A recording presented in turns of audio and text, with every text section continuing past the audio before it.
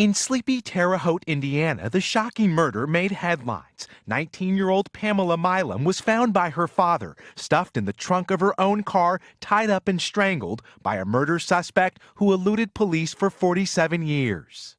In 1972, Milam's body was discovered in a parking lot at Indiana State University, the killing haunting her family and police until a suspect was named today with the help of DNA testing.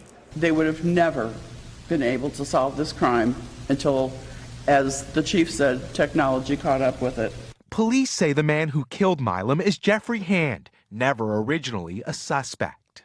Refusing to give up on their cold case, police were finally able to submit DNA from the crime scene to genealogy experts. From there, they tracked down family members of the suspect, pinpointing their man. Many of us, as we got older, thought we would die before we ever learned who had killed our sister.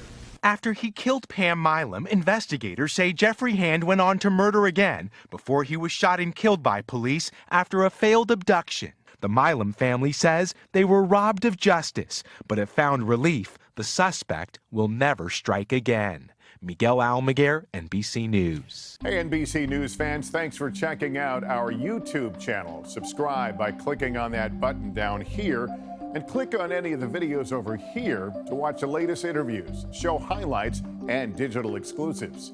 Thanks for watching.